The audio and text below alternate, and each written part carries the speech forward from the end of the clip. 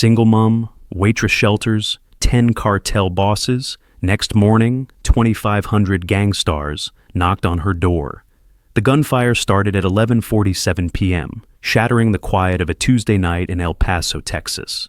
Maya Torres was closing down Rosa's Diner, a small, worn-down place on the edge of the industrial district where truckers stopped for coffee and locals came for cheap comfort food. She was wiping down the last table, her 6-year-old daughter Sophia asleep in the back office, when the first shots cracked through the air like thunder. Maya froze, the rag still in her hand. More gunfire. Closer now. The squeal of tires, shouting in Spanish. Then the door burst open. 10 men stumbled inside, blood-spattered, armed, moving with the practiced efficiency of soldiers under fire. The last one through slammed the door shut and locked it, his hand leaving a crimson smear on the glass. Maya's breath caught in her throat. She recognized power when she saw it. These weren't street thugs. These were men who commanded empires. Their suits, even torn and bloodied, were expensive. Their weapons were military grade. And the way they moved, the way they assessed the room with cold, calculating eyes, told her everything she needed to know. These were cartel bosses, and they were being hunted. The tallest one, maybe 40, with silver streaking his dark hair and a bullet graze across his cheek, locked eyes with Maya. "You," he said in accented English. "Are you alone?" Maya's mouth was too dry to speak. She nodded. "Anyone else in this building?" She found her voice. "My daughter, in the back. She's 6. Please." "We're not here to hurt you," the man interrupted. His voice was exhausted, urgent.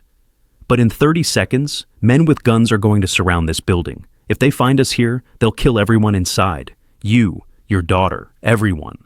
Maya's world tilted. "So you have a choice," the man continued, his dark eyes holding hers with an intensity that burned. "You can run out the back door right now with your daughter and pretend you never saw us. Or, Maya whispered, or you help us hide and pray we all survive the next hour." Maya had 3 seconds to make a decision that would change her life forever.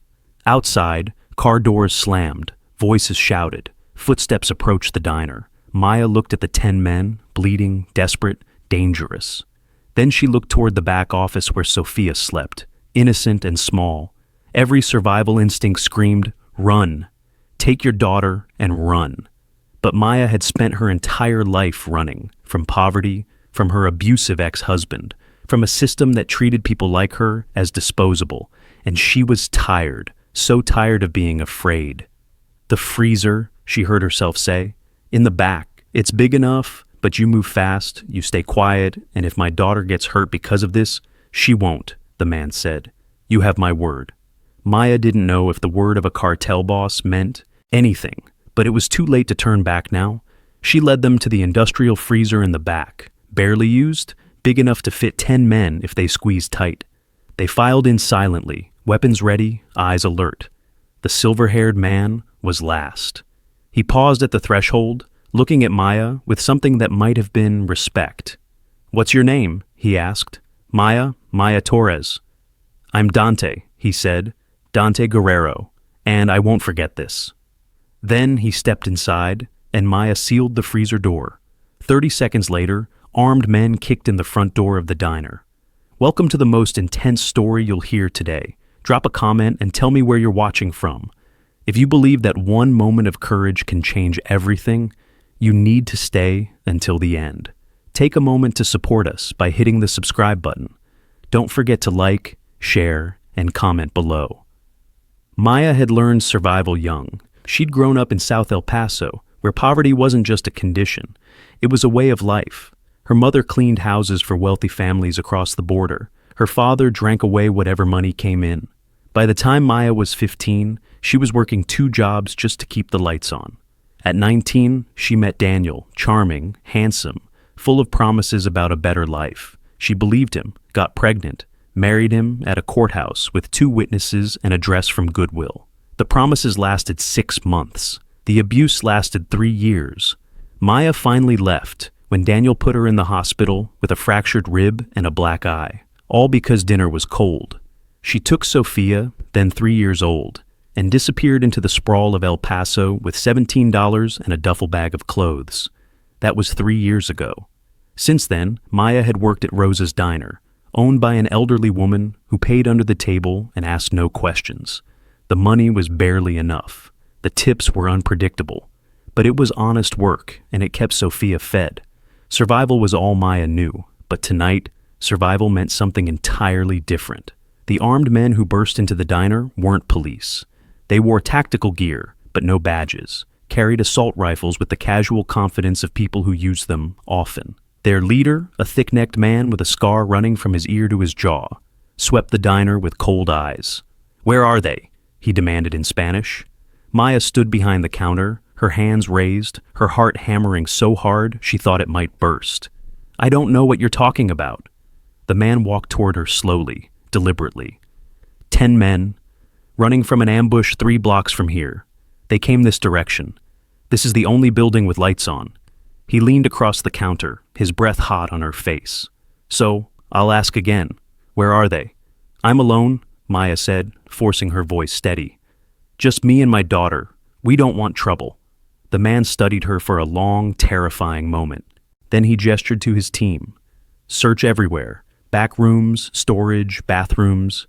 If they're here, find them." Maya's blood turned to ice. The freezer. They were going to find the freezer. She watched helplessly as the armed men fanned out, kicking open doors, overturning tables, tearing through the kitchen. One of them headed straight for the back storage area. "Wait!" Maya called out, her voice cracking. "My daughter, she's sleeping back there. Please don't wake her. She's just a baby." The scarred man held up a hand, stopping his soldier. He looked at Maya with something that might have been pity or contempt. It was hard to tell. "Go get the girl," he told her. "Bring her out here where I can see her. If you're telling the truth, no one gets hurt. If you're lying..." He didn't finish the sentence. He didn't have to. Maya walked to the back office on legs that felt like water. Sophia was still asleep on the small couch, clutching her stuffed rabbit, her dark curls falling across her face. In the storage room, just 15 feet away, 10 men hid in a freezer, barely breathing, probably listening to every word. Maya picked up Sophia carefully. The little girl stirred but didn't wake. Maya carried her back to the main dining area, whispering a silent prayer to every saint she could remember. "Please, please let them stay hidden. Please let us survive this." The scarred man studied Sophia for a moment, his expression unreadable. Then he nodded. "Keep searching," he told his team. They searched for 20 minutes. They found nothing. The freezer, thank God, thank every prayer Maya had ever whispered, was hidden behind industrial shelving that the men didn't think to move. They checked the walk-in refrigerator, checked the bathrooms, checked the office. But they missed the old freezer that Rosa had stopped using years ago. 20 minutes that felt like 20 lifetimes. Finally, the scarred man signaled his team to pull out. "They're not here. Check the warehouses down the street." He looked at Maya one last time. "You're lucky. If I'd found them, you'd be dead right now. You and the kid." Then they left as quickly as they'd arrived, piling into black SUVs that screamed away into the night. Maya stood frozen in the middle of the diner, holding Sophia, trembling so hard her teeth chattered. They were gone. She'd survived. But it wasn't over yet. Maya waited a full 5 minutes before moving. Then she carried Sophia back to the office, laid her gently on the couch, and returned to the storage room. Her hands shook as she moved the shelving aside and opened the freezer door. 10 men stumbled out, gasping for air, their breath forming clouds in the cold. Dante Guerrero emerged last, his eyes meeting Maya's with an intensity that made her take a step back. "You saved our lives," he said simply. "I don't want thanks," Maya said, her voice shaking with adrenaline and fear. "I want you to leave, now, before they come back." "They won't come back tonight," Dante said. "But you're right. We need to leave, and we need to make sure you're protected." "I don't need protection," Maya said. "I need you gone." "You do need protection," Dante corrected gently. "The moment those men realize they missed us, they'll come back. They'll question you. And when they find out you lied, then I'll deal with it," Maya interrupted. "I've dealt with worse." Dante studied her, this small, fierce woman who'd risked everything for strangers. "What's your situation?" he asked quietly. You work here alone at night with your daughter? That's none of your business. You made it my business when you saved my life, Dante said. His voice was firm, but not unkind. So, I'll ask again, what's your situation? Maya's defenses crumbled under the weight of exhaustion and terror. I work 60 hours a week and can barely afford rent. My ex-husband finds me every few months and I have to move again.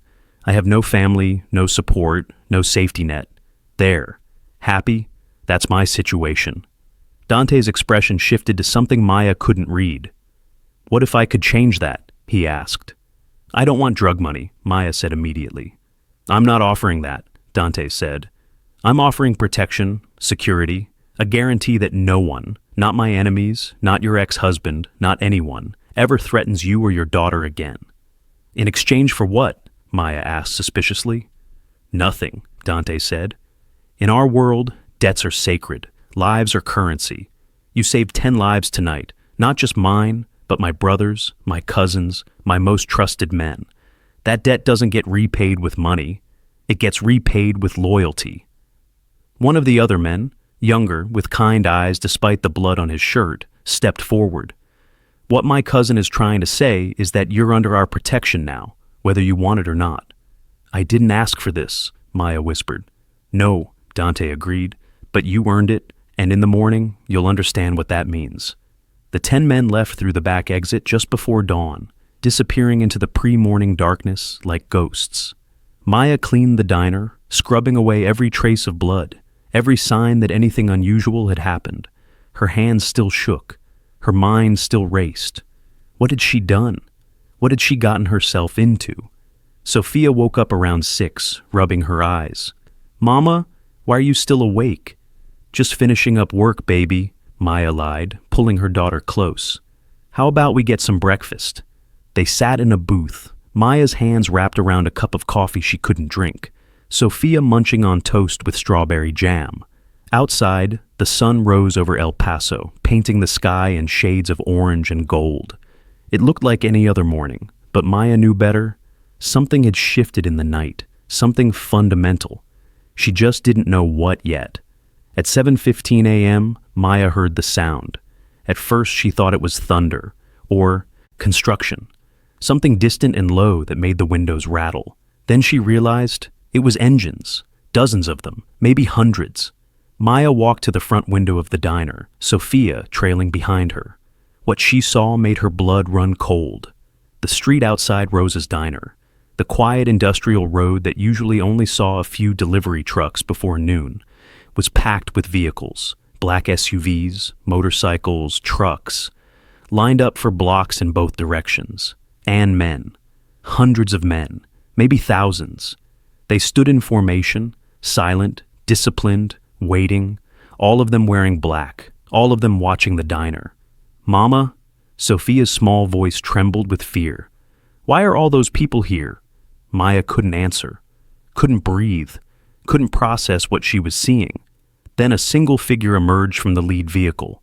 Dante Guerrero, now in a fresh suit, walked toward the diner like a king approaching his throne. And behind him, 2,500 loyal soldiers waited for his command. Dante stopped 10 feet from the diner's front door. Behind him, the army of men remained perfectly still, an ocean of black clothing and silent power that stretched as far as Maya could see. The morning sun glinted off chrome and dark sunglasses, creating an almost surreal tableau of organized menace. Then Dante did something Maya didn't expect. He knelt. One knee on the concrete, head bowed slightly, right hand over his heart, and 2,500 men followed his lead. The synchronized movement was thunderous, a wave of respect that rippled through the entire formation. Knees hitting pavement, hands over hearts, heads bowed, all of them facing the diner, all of them facing Maya. Sophia pressed against her mother's leg. Mama, what's happening? Maya had no answer. She stood frozen behind the glass, watching this impossible scene unfold, her mind struggling to make sense of it. After a moment that felt like an eternity, Dante rose. He approached the door and knocked, gentle, respectful, like a guest asking permission to enter, not like a man who commanded an army. Maya's survival instincts finally kicked in. She ushered Sophia to the back office. "Baby, I need you to stay here. Draw me a picture. Don't come out until I call you, okay?" "But Mama..." "Please, Sophia. Just this once, don't argue." The little girl nodded, her eyes wide with fear but trusting. Maya walked back to the front and unlocked the door with trembling hands. Dante entered alone, leaving his army outside. Up close, in the morning light, he looked different than he had last night. Clean, composed, but his eyes carried the same intensity, and something else now. Gratitude, respect. "Miss Torres," he said formally, "I apologize for the intimidating display. It wasn't meant to frighten you." "Then what was it meant to do?" Maya's voice came out sharper than she intended, fear manifesting as anger. "To honor you," Dante said simply. "In our world, when someone saves your life, especially at great personal risk, there's a tradition, a gesture of respect and gratitude." He gestured toward the street. "What you see out there, that's every man loyal to the Guerrero family, every soldier, every lieutenant, every boss, 2,500 strong." "Why are they here?" Maya whispered. "Because last night, you sheltered 10 of the most important men in our organization," Dante explained. "My brothers, blood brothers, Mateo and Ricardo were in that freezer. My cousins, Carlos and Luis, my most trusted advisors, men who've been with me for 20 years. His voice grew quieter. "If they'd been found, our entire family would have been destroyed. Our enemies would have executed them, publicly, as a message." Maya swallowed hard. "I didn't know any of that. You just saw people who needed help," Dante interrupted. "And despite having every reason to protect only yourself and your daughter, you chose to risk everything." He paused. "That kind of courage is rare, Miss Torres. That kind of humanity, even rarer in our world." "So what happens now?" Maya asked, her voice barely audible. "Now," Dante said, pulling out a phone, "you tell me what you need, and we provide it." Maya laughed, a sharp, almost hysterical sound. "You can't be serious." "I've never been more serious in my life," Dante said. "Your rent? Paid. For as long as you need. Your daughter's school, her clothes, her future, handled. Your ex-husband, the one who finds you every few months?" His expression went cold. "He'll never find you again? I guarantee it." "I don't want your blood money," Maya said, repeating what she'd told him hours earlier. "This isn't about money," Dante corrected. "This is about honor, about balance. You saved 10 lives. Now those 10 lives, and the 2,500 men who depend on them, owe you a debt that can never be fully repaid." He stepped closer. "But we'll try. Every day for the rest of your life, we'll try." Maya's eyes filled with tears. "Why? Why would you do this for someone like me? I'm nobody. A waitress, a single mom, barely surviving. You're the woman who looked at 10 dangerous criminals and saw human beings who needed help," Dante said quietly. "Do you understand how rare that is? Most people, even good people, would have run, would have called the police, would have protected themselves first." His voice was filled with something that sounded like wonder. "But you didn't. You chose compassion over fear. That makes you extraordinary." Maya wanted to believe him, but she'd learned long ago that gifts came with strings attached. "What do you want from me?" she asked. "Nothing," Dante said. "I want nothing from you, Miss Torres, but I'd like to offer you something." He pulled out a business card, simple, elegant, with just a phone number embossed in gold. "This number connects directly to me.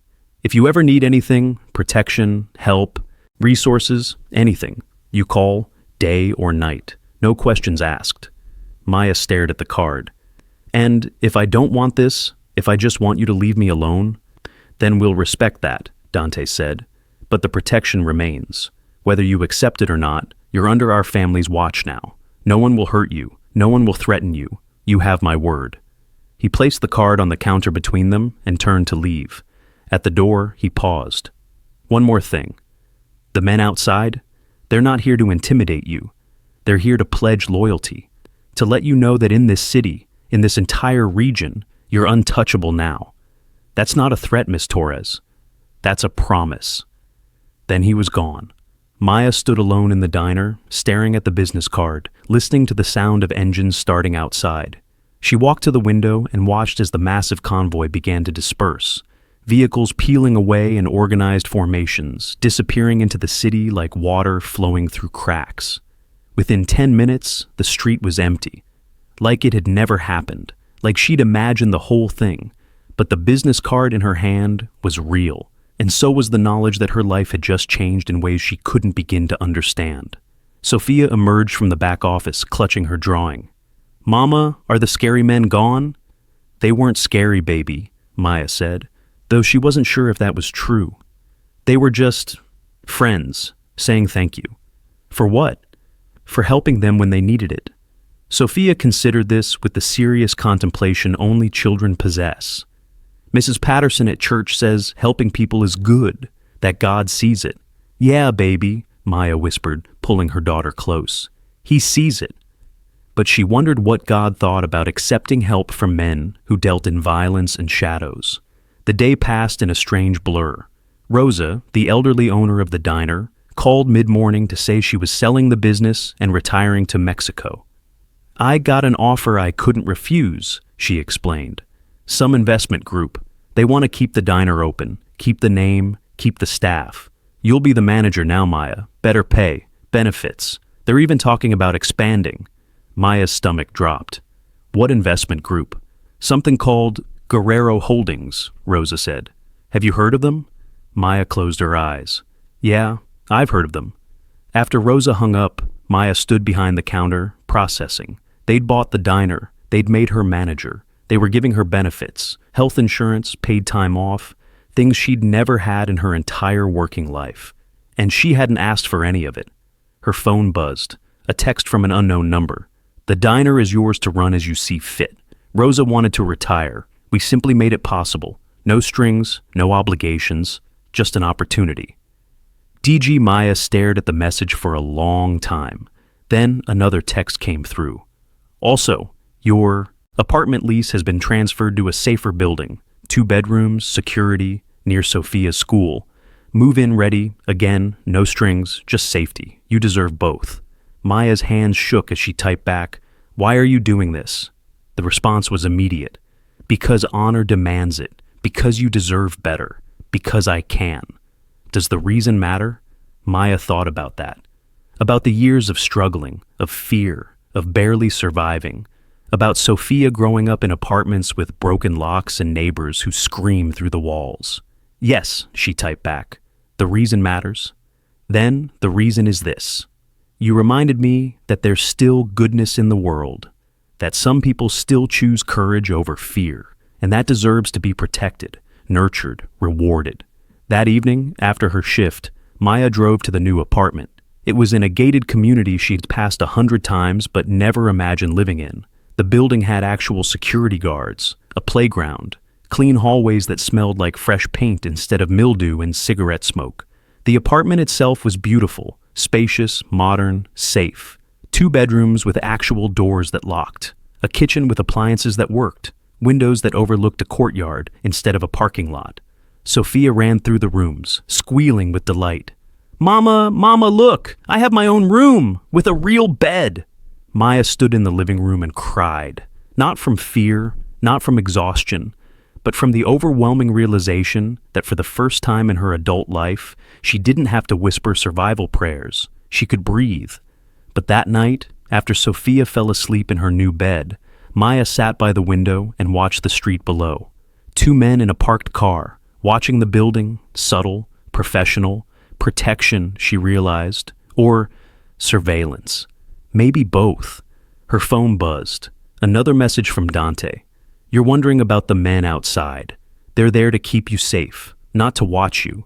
You're free to come and go as you please, free to live your life. We're just making sure that life isn't interrupted by people who might want to hurt you." Maya typed back, "My ex-husband, Daniel. He's dangerous, violent. He always finds me, not anymore. I had a conversation with him this morning. He's agreed to leave Texas permanently. He won't bother you again." Maya's blood ran cold. What kind of conversation? The kind that makes things clear. He understands now that you're under protection, that hurting you would be the last mistake he ever makes. Maya should have been horrified, should have been afraid of what that meant. But all she felt was relief. 3 weeks passed in a strange new reality. Maya ran the diner with an efficiency born from years of working under Rose's chaotic management. She hired 2 new waitresses, both single mothers like herself who needed second chances. She updated the menu, improved the coffee, and somehow turned the worn-down diner into a place people actually wanted to visit. Business tripled within the first 2 weeks. Sophia thrived in their new apartment. She made friends in the complex, played in the clean courtyard, slept through the night without waking to shouting or sirens. The fear that had lived in her daughter's eyes since they fled Daniel was finally fading. Maya should have felt nothing but gratitude. Instead, she felt like she was living in someone else's life. The protection was constant, but subtle. Different cars outside the apartment each night. Men in the diner who ordered coffee and stayed for hours, their eyes always on the door. When Maya took Sophia to the park, she'd spot someone watching from a distance, close enough to intervene, far enough to give them space. Dante kept his promise about staying out of her way. He didn't visit, didn't call, just sent occasional texts checking in. Everything okay? Do you need anything? Sophia doing well in school? Maya always responded the same way. We're fine, thank you. But she wasn't fine. She was confused, overwhelmed, and increasingly curious about the man who'd turned her life upside down with an act of protection she never asked for. The turning point came on a Tuesday afternoon. Maya was closing the diner early. She'd started keeping more reasonable hours now that she wasn't desperate for every dollar, when a black SUV pulled up outside. Not Dante, someone else. A woman stepped out. Late 30s, beautiful in a sharp, dangerous way, wearing a designer suit that probably cost more than Maya made in 6 months.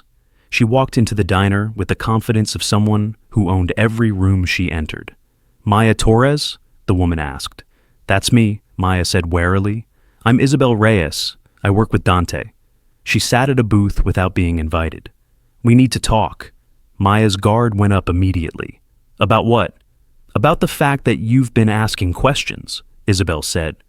Googling the Guerrero family, looking up articles about cartel activity in El Paso, trying to understand who Dante really is. Maya's face flushed. She hadn't realized they were monitoring her that closely. I have a right to know who I'm dealing with, Maya said defensively. You do, Isabel agreed. But here's the thing. The more you know, the more dangerous your position becomes. Ignorance is protection in our world. The less you understand about our operations, the safer you are. So you want me to just accept everything blindly? Maya asked. The apartment, the diner, the protection? Just smile and say thank you and never ask questions? Yes, Isabel said bluntly. That would be ideal. Well, that's not who I am, Maya said, her voice hardening. I don't accept gifts without understanding the cost. I don't trust people just because they say I should. And I definitely don't let dangerous men insert themselves into my daughter's life without knowing exactly what I'm dealing with. Isabel studied her with something that might have been respect. You're smarter than most people Dante tries to help, and braver. I can see why he's so invested. What do you mean invested? Maya asked. Isabel leaned back, considering her words carefully. Dante Guerrero is the head of one of the most powerful families in the Southwest. He controls territory from El Paso to Phoenix, operations worth hundreds of millions. He's feared, respected, and absolutely ruthless when he needs to be. I know all that, Maya said. I've read the articles. Then you also know, Isabel continued, that men like Dante don't show weakness, ever. Caring about someone, especially someone outside the family, is a vulnerability, a liability. Yet here he is, spending resources, time, and attention on a waitress and her daughter. She paused. Do you understand how unusual that is? Maya's throat tightened. He said he owed me a debt. He does, Isabel confirmed. But debts get paid off. This? She gestured around. This is different. He checks on you every day, asks about Sophia's school, your work, your safety. He personally vetted the security team watching your apartment. He's the one who found your ex-husband and made sure he'd never come near you again. Why are you telling me this? Maya asked quietly. Because you deserve to know the truth, Isabel said. Dante won't tell you himself. He's too concerned about maintaining distance, about not pressuring you, about letting you live freely. But the truth is, you've gotten under his skin. And in our world, that makes you both valuable and vulnerable. Vulnerable how? Dante has enemies, Isabel said. Rivals who would love to exploit any weakness. If they find out about you, if they realize you matter to him, you become a target. Not just you. Sophia, too. Maya's blood ran cold. Then maybe he should stop. Stop checking on me. Stop protecting me. Let me go back to being invisible. Too late for that, Isabel said. You saved his life. You're part of this now, whether you want to be or not. The only question is whether you understand what that means, and whether you're strong enough to handle it. That night, Maya couldn't sleep. She lay in bed, staring at the ceiling, Isabel's words echoing in her mind. You've gotten under his skin. You matter to him. You're vulnerable. Around midnight, she made a decision. She grabbed her phone and found Dante's number, the one she'd saved but never called.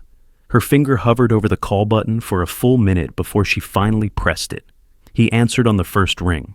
Maya, is everything okay? Is Sophia? We're fine, Maya interrupted. But I need to see you. We need to talk, face to face. A pause. Then, when? Now, tonight.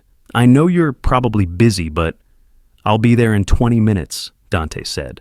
He hung up before she could respond. Dante arrived in 18 minutes. Maya met him in the courtyard of her apartment complex, away from Sophia, away from prying eyes. He wore jeans and a dark sweater, casual clothes that somehow made him look more dangerous, not less. What's wrong? He asked immediately. Did someone threaten you? Isabel came to see me, Maya said. Dante's expression darkened. What did she say? The truth, Maya said, about who you really are, about what it means that I saved your life, about the danger I'm in just by existing in your world. She had every right, Maya interrupted, because I deserved to know. I deserved to understand what I got myself into that night. Dante was silent, his jaw tight. So, here's what I need from you, Maya continued, her voice steady despite the fear coursing through her. I need honesty, complete honesty, no more secrets, no more protection without explanation. If I'm in danger, I need to know. If Sophia's at risk, I need to know. I can't live in this bubble where I'm safe but ignorant. Knowledge is dangerous, Dante said quietly. The more you know, the more I can protect myself, Maya finished. I've been surviving dangerous situations my whole life, Dante. Poverty, abuse, a system that treats people like me as disposable. I'm not some fragile thing that needs to be wrapped in cotton and hidden from reality. Dante studied her for a long moment, something like admiration flickering in his eyes.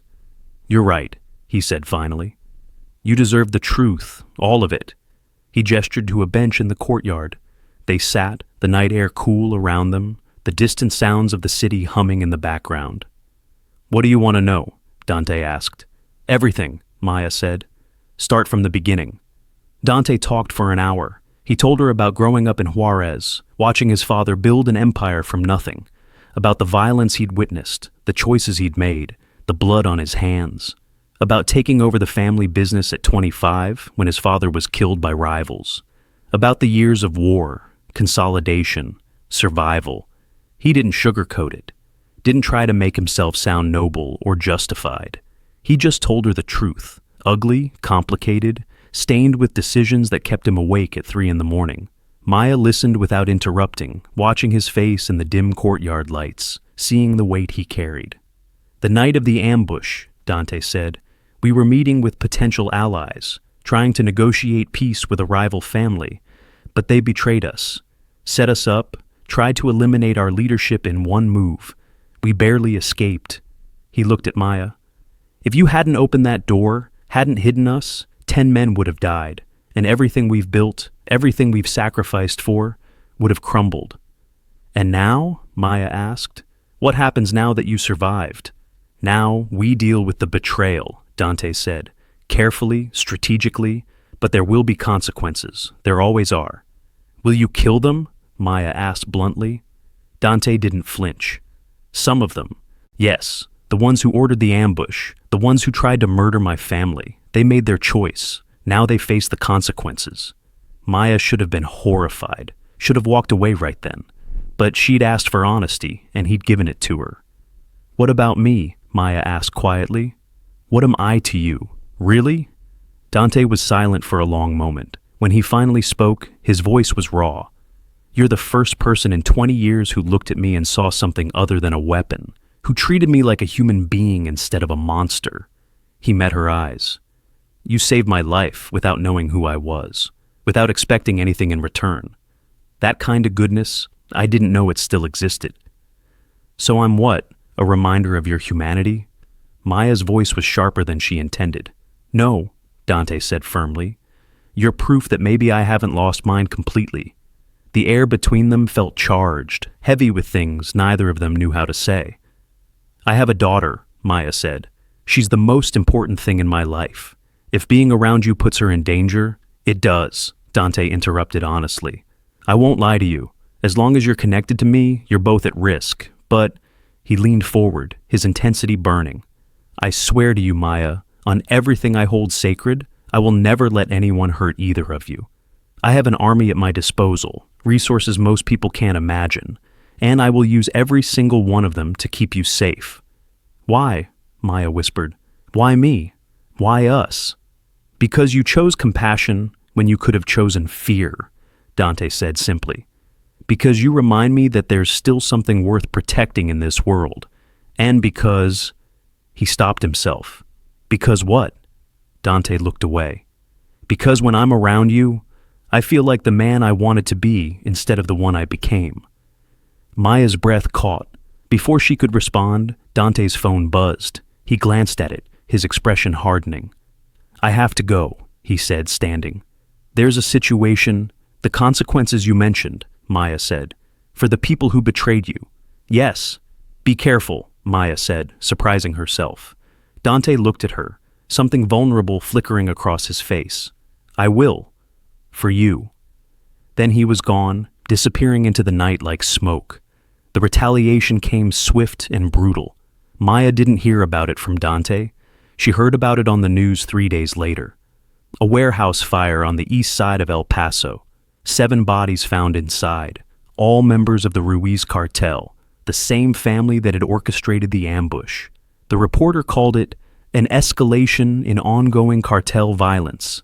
Maya called it what it was, vengeance. She stared at the television in the diner's back office, her stomach churning, 7 men dead. Because of a chain of events that started the night she opened her door. Was she complicit in this? Had saving Dante's life made her responsible for these deaths? Her phone buzzed. "Aches," text from Dante. "Don't watch the news. Don't let it touch you. This isn't your burden to carry," Maya typed back furiously. "How can it not be? 7 people are dead because I helped you." His response came immediately. 7 people are dead because they tried to murder my family. You didn't pull the trigger. You didn't make their choices. Don't take their sins on your shoulders. But I'm part of this now. You said so yourself. You're under my protection. That doesn't make you responsible for my actions." Maya threw her phone on the desk, anger and guilt warring inside her. That evening, a different problem arrived at the diner. A woman walked in just before closing. Early 50s, expensive clothes, hard eyes that had seen too much. She took a booth near the window and ordered coffee. Maya's instincts prickled. This wasn't a regular customer. This was something else. She brought the coffee over, setting it down carefully. "Anything else?" "Information?" the woman said bluntly. "About Dante Guerrero." Maya's blood went cold. "I don't know what you're talking about." "Please," the woman said, her voice dripping with condescension. "Don't insult my intelligence. The entire underworld knows about you. The waitress who saved the Guerrero leadership. The woman Dante's protecting like she's made of glass." "Who are you?" Maya asked quietly. "Valentina Ruiz," the woman said. "And those 7 men who died in the fire, 3 of them were my sons." Maya's legs almost gave out. She sank into the booth across from Valentina, her heart hammering. "I'm sorry for your loss, but I had nothing to do with—" "You had everything to do with it," Valentina interrupted, her voice like ice. "If you hadn't hidden them that night, Dante would be dead. My family would have taken over his territory. My sons would still be alive." She leaned forward. "So yes, Miss Torres, you're very much responsible." "I was just trying to survive," Maya whispered. "They came to my diner. I had my daughter here. What was I supposed to do?"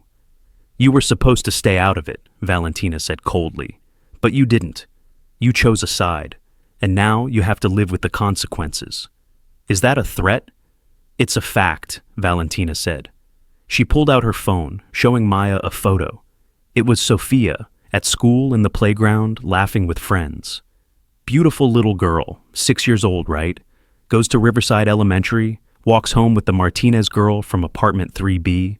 Maya's entire world stopped. Touch my daughter and You'll what? Valentina smiled. Call Dante? He can't be everywhere. Even his protection has limits. Sooner or later, there will be a gap, a moment when the guards look away. And when that happens, the door to the diner burst open. Isabel Reyes strode in with 3 armed men flanking her. She looked at Valentina with an expression of pure contempt. Valentina, Isabel said coldly, you're making threats you can't keep.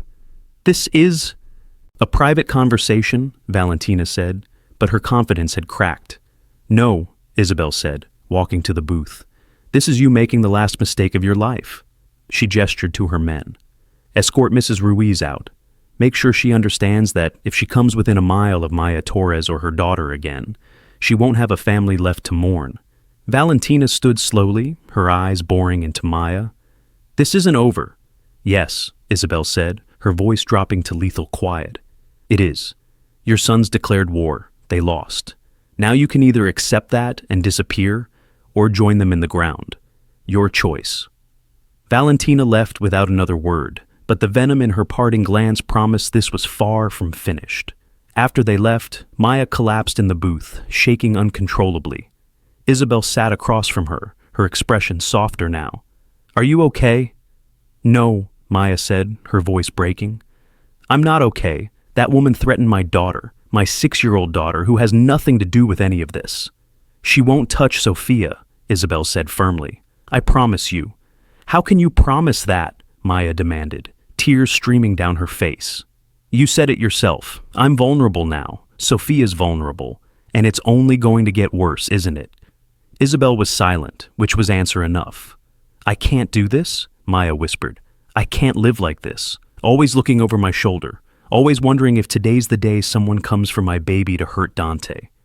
Then leave, Isabel said bluntly. Maya looked up, shocked. What? Leave, Isabel repeated.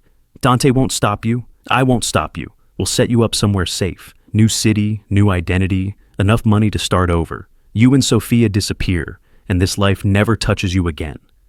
It was exactly what Maya had been thinking, the escape she'd been craving.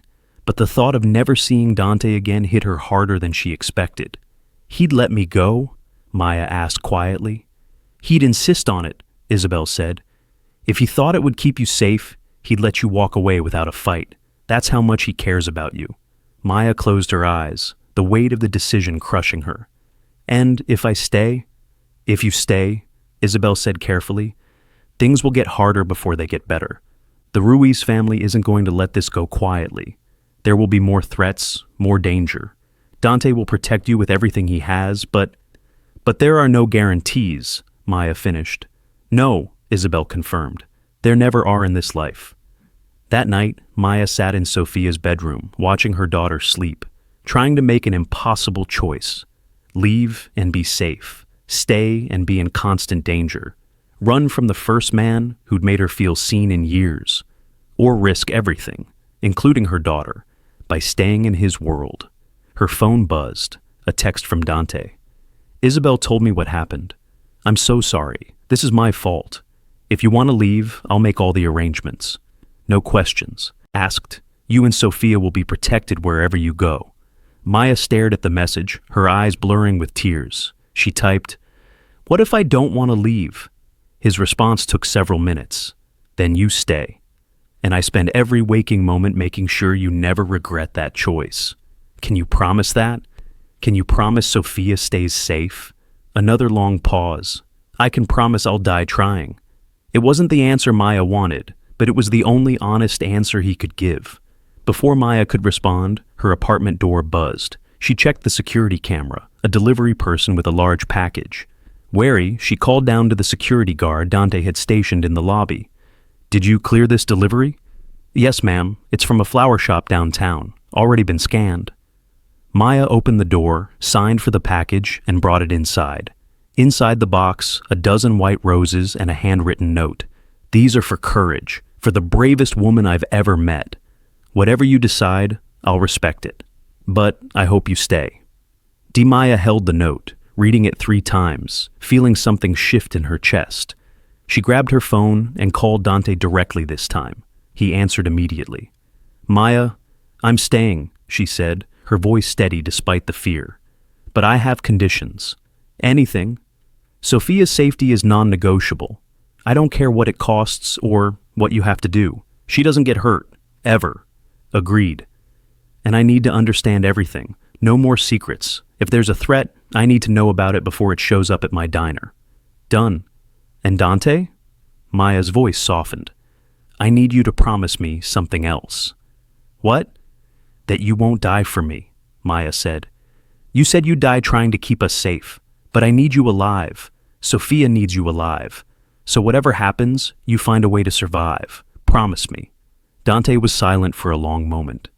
I promise, he finally said, his voice rough with emotion. I'll survive. For you. But across town, Valentina Ruiz sat in a darkened room, making plans of her own. She'd lost 3 sons to Dante Guerrero's retaliation. She'd lost territory, power, respect. And now she would take from him what he'd taken from her. She looked at the photo of Maya and Sophia again, her expression cold. You chose the wrong side, Miss Torres, she whispered to the image. And now you'll pay the price. She made a phone call. It's time. Move on the girl, but make it subtle. I want Dante to watch the woman he cares about suffer before he dies. On the other end, a voice confirmed. Understood. When? Soon, Valentina said, smiling. Very soon. The storm was coming, and Maya Torres, despite Dante's promises and Isabel's protection, was standing right in its path. The attack came on a Thursday afternoon. Sophia's school let out at 3:15 p.m. every day.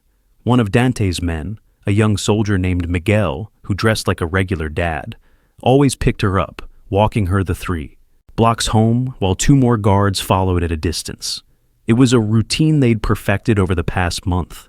Safe, predictable, protected, which is exactly why Valentina chose that moment to strike.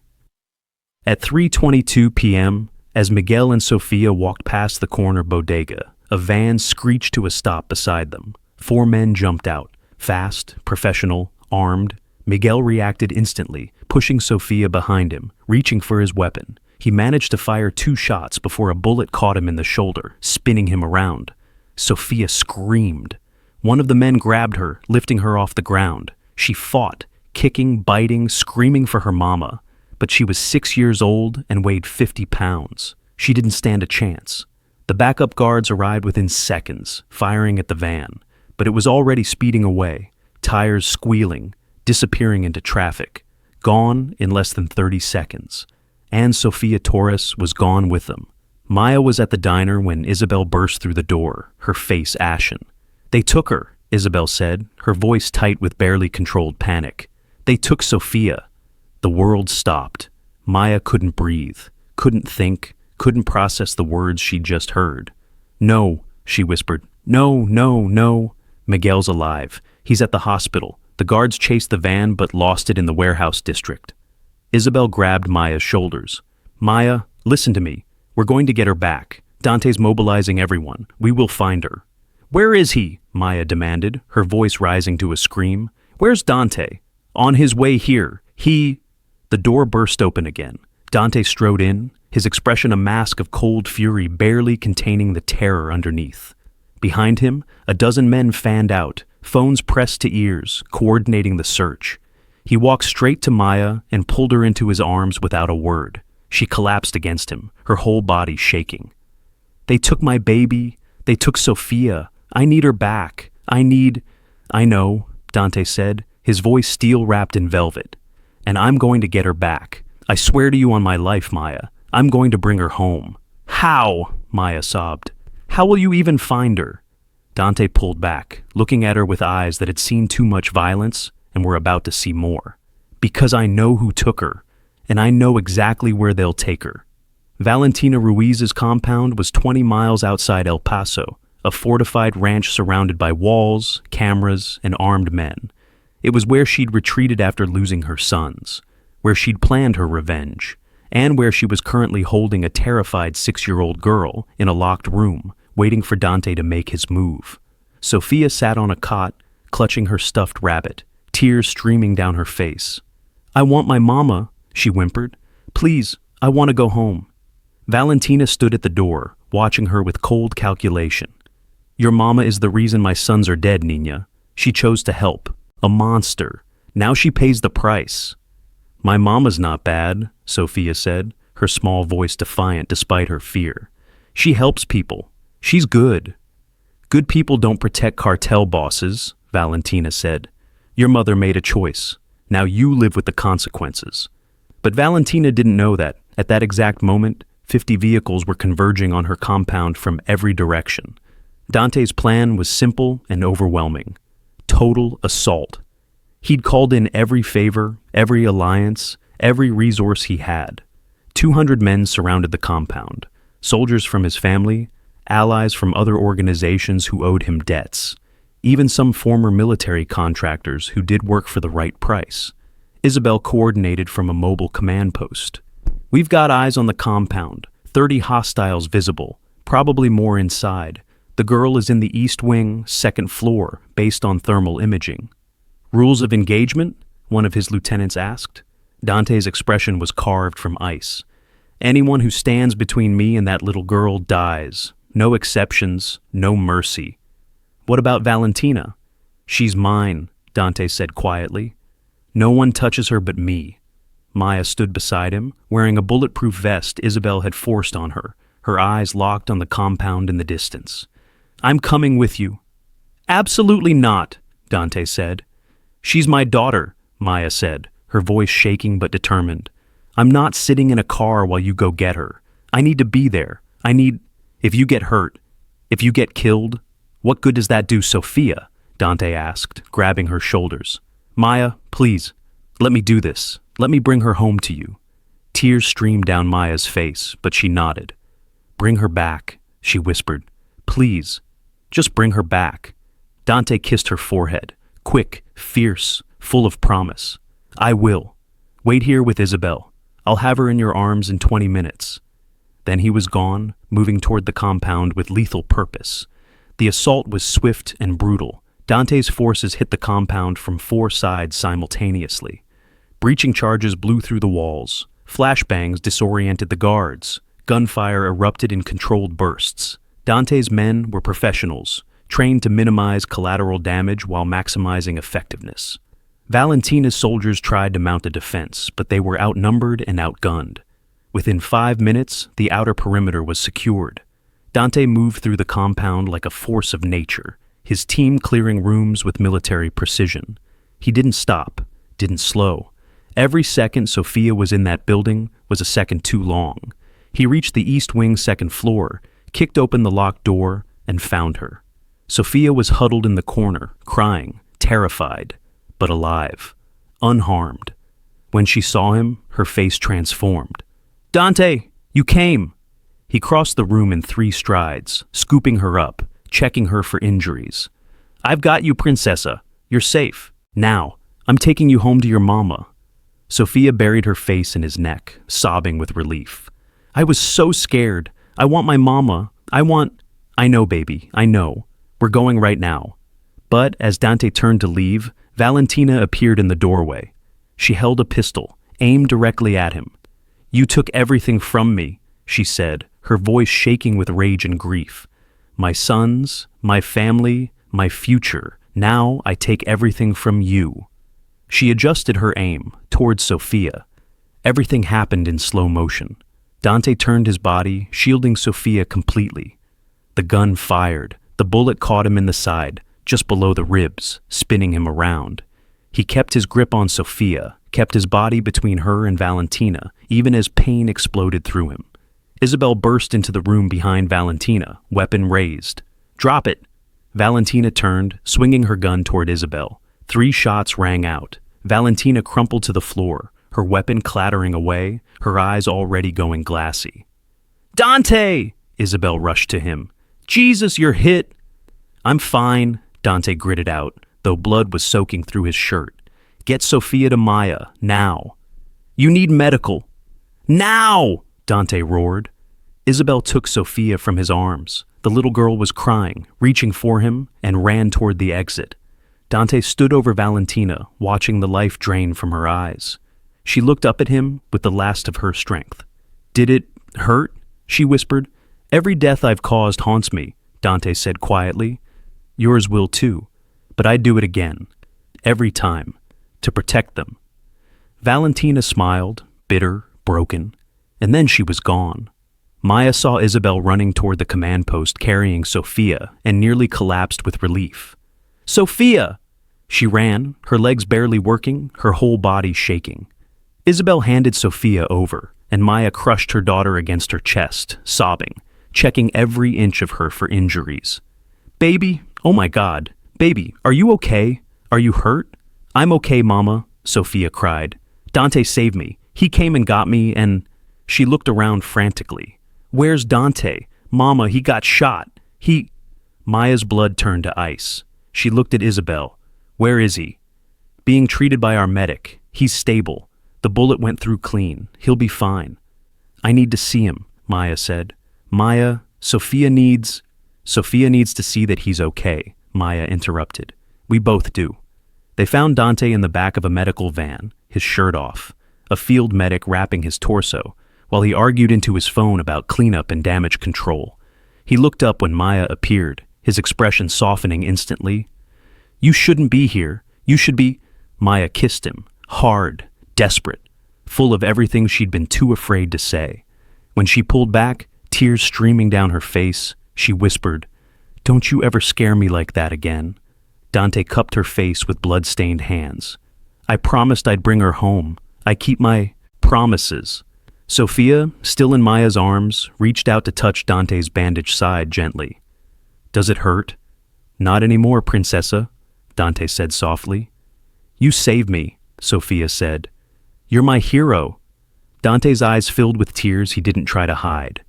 No, Pequeña, your mama's the hero. She's the one who saved me first.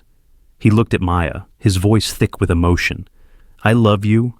I should have said it weeks ago, but I was afraid. Afraid I'd lose you if you knew how much you meant to me. But I can't pretend anymore. I love you, Maya Torres. You and Sophia. You're everything.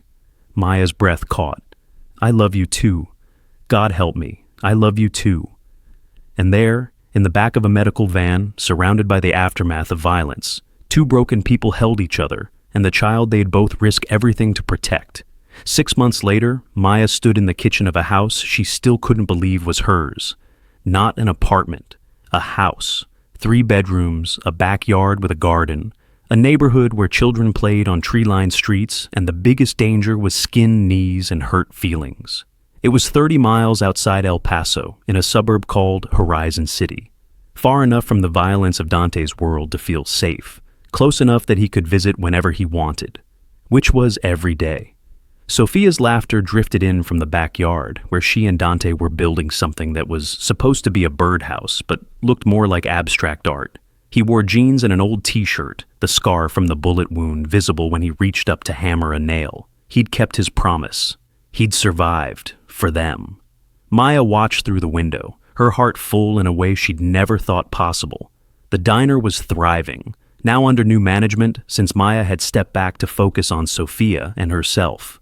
Dante had bought 2 more locations, turning the small operation into a legitimate chain that employed dozens of people who needed second chances. The Ruiz family had fractured after Valentina's death. Some had retreated to Mexico. Others had negotiated peace with Dante, recognizing that further conflict would destroy them all.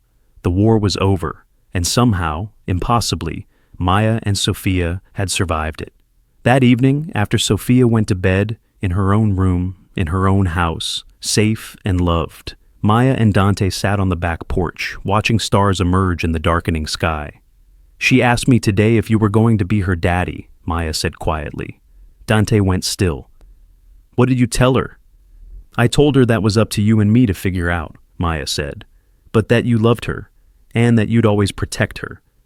Both true, Dante said. She also asked if we were going to get married, Maya continued, a small smile playing on her lips. Apparently, her friend Emma's parents just got married and she thinks everyone should. Dante turned to look at her, his expression serious. And what do you think? I think, Maya said carefully, that 6 months ago, I was a waitress who could barely afford milk for my daughter, who was one eviction notice away from homelessness, who had no hope and no future. And now, Dante's voice was soft. Now I have everything, Maya said, her eyes filling with tears. A home, security, a man who looks at my daughter like she's precious, who looks at me like I'm worth protecting. She took his hand. But Dante, I need to know something, and I need you to be completely honest. Anything. Can you ever really leave that world behind? Maya asked. Can we ever truly be safe, or is this just temporary peace before the next threat? Dante was silent for a long moment, weighing his words. I've been transitioning out for months, he finally said, handing operations to people I trust, liquidating the dangerous parts of the empire, building legitimate businesses that can sustain the family without the bloodshed. He squeezed her hand. It's not instant. It's not clean. But I'm walking away, Maya. For you. For Sophia. For the life I want with both of you. And your enemies will become someone else's problem, Dante said. I've negotiated treaties, made arrangements. I'm leaving the life, but I'm not leaving my family vulnerable. There will always be protection, always be security, but it'll be distant, professional, not the world you and Sophia live in. Can you really walk away? Maya asked. After everything you've built? I already have, Dante said. The moment I realized that waking up next to you was more important than any empire. The moment Sophia called me her hero, and I understood that being her father was the only legacy that mattered. His voice was thick with emotion. I've spent 20 years building power. Now I want to build something else, a family, a real one. Maya's breath caught. Dante stood, pulling something from his pocket, a small velvet box. I had a whole speech planned, he said, opening the box to reveal a simple, elegant ring. But the truth is simpler than any speech. Maya Torres, you saved my life. Then you gave it meaning. You and Sophia, you're my redemption, my second chance, my everything. He knelt on one knee, right there on the back porch under the stars. Marry me, Dante said. Not because you owe me, not because I can protect you, but because I love you more than I've ever loved anything. Because I want to spend every day proving I'm worthy of you. Because Sophia deserves a father who's legally bound to stay. And because, his voice cracked, because I can't imagine a life without both of you in it. Maya was crying, her hands shaking as she reached for him. Yes, she whispered. Yes, Dante. Yes to all of it. He slipped the ring on her finger and stood, pulling her into his arms, kissing her with the desperate relief of a man who'd finally found home. They told Sophia the next morning over pancakes. She'd been suspicious the moment she saw the ring on Maya's finger. Her 6-year-old mind immediately connecting dots. Does this mean Dante's going to live with us forever? She asked, syrup on her chin, hope blazing in her eyes. If that's okay with you, Dante said seriously, I'd like to be your dad, for real. Not just someone who visits, but someone who's here every day, who helps with homework and reads bedtime stories. And Sophia launched herself at him, nearly knocking over her orange juice. Yes! I've been wishing for this since forever. Dante held her, his eyes meeting Maya's over Sophia's head, and in that moment, they both understood the miracle of what they'd built. A family forged from violence had become a family built on love. Epilogue. 2 years later, Maya stood in front of Rose's diner, now called Maya's Place, for the grand reopening of the 5th location. The business had grown beyond anything she'd imagined. Each diner employed people who needed second chances, former addicts, ex-convicts, single parents, immigrants struggling to build new lives. Each location partnered with community organizations to provide free meals, job training, and hope. Dante stood beside her, Sophia on his shoulders, watching with pride as Maya cut the ribbon. 5 locations, he murmured. You've built an empire of your own. A different kind of empire, Maya said, squeezing his hand. One built on kindness instead of fear. The better kind, Dante agreed. He'd officially left his former life behind, transferring control to trusted lieutenants, becoming a legitimate businessman who invested in real estate and community development. There were still whispers about his past, still people who looked at him with fear or suspicion. But there were also people who saw what he'd become, what Maya had helped him become. "Mama, Dante," Sophia called out, pointing at a family entering the diner. "That's the Johnsons! They don't have money right now, 'cause Mr. Johnson lost his job. Can they eat free today?" Maya smiled. "Of course, baby. That's what we do here. We help people." Sophia beamed, then looked at Dante seriously. "When I grow up, I want to help people too, like you and Mama." Dante knelt down, his eyes level with hers. "You already do, Princessa. You helped me become a better man. That's the most important help of all." That evening, at the house in Horizon City, the home where laughter replaced fear, where family dinners replaced survival meals, Maya tucked Sophia into bed. "Mama," Sophia said sleepily, "remember when we used to be scared all the time, when we didn't have enough?" "I remember, baby." "I'm glad we're not scared anymore," Sophia said. "I'm glad Dante found us." "Me too," Maya whispered, kissing her forehead. "Me too." Later, Maya stood in the bedroom she shared with Dante, looking at a photo on the nightstand, taken the night of the ambush when 10 men stumbled into her diner and changed her life forever. She didn't have any photos from that night, of course, but in her mind, she could see it clearly. The moment she made the choice to help instead of run, to choose courage over fear. That choice had saved 10 lives, and in return, it had saved hers. Dante wrapped his arms around her from behind, resting his chin on her shoulder. "What are you thinking about?" "About how one decision can change everything," Maya said. "About how the scariest night of my life became the best thing that ever happened to me." "Do you ever regret it?" Dante asked quietly. "Helping us that night? Everything that came after?" Maya turned in his arms, looking at the man who'd gone from cartel boss to her husband, from feared criminal to devoted father. "Not for a single second," she said. "You gave me a life I never dreamed was possible. Safety, love, a future for Sophia. How could I ever regret that?" "I'm the one who should be grateful," Dante said. "You saw humanity in a monster. You chose compassion when fear would have been easier. You saved me in every way a person can be saved." They stood together in the quiet of their home, two people who'd found each other in the darkest circumstances and built something beautiful from the wreckage. Final scene. The next morning, Maya opened the front door to find an elderly woman standing on the porch, tiny, weathered, eyes full of memories. "Can I help you?" Maya asked. "You're Maya Torres?" the woman asked in accented English. "Yes. I'm Dante's mother," the woman said. "I've been living in Mexico, but my son called me, told me he'd found something precious, asked me to come meet the woman who saved his life." Her eyes filled with tears. "And to thank you for giving me back my son." Maya's breath caught. "He never mentioned—" "He thought I was dead," the woman said, "for years, but I survived. And now—" She looked past Maya to where Dante stood frozen in the hallway, his face white with shock. "Now I get to see the man he's become, thanks to you." Dante moved forward slowly, like he was in a dream. "Mama," he whispered. "Mijo," she said, opening her arms. He collapsed into them, this powerful man reduced to a child in his mother's embrace, sobbing with relief and joy, and years of grief finally released. Sophia appeared, curious. "Mama? Who's that?" "That's your abuela," Maya said softly.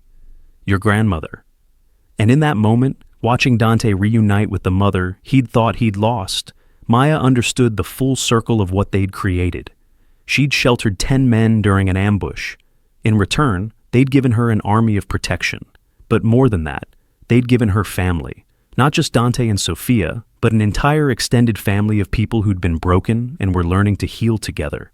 If this story moved your soul, don't just watch and leave. Subscribe and become part of our family that believes in second chances, in courage that changes lives, and in love that redeems even the darkest past. Hit that notification bell so you never miss stories that prove one moment of bravery can transform everything. Drop A if you believe in the power of choosing compassion over fear, and share this with someone who needs to know that miracles still happen. Thank you for being here. Thank you for believing. Your story might be just beginning too. We'll see you in the next one.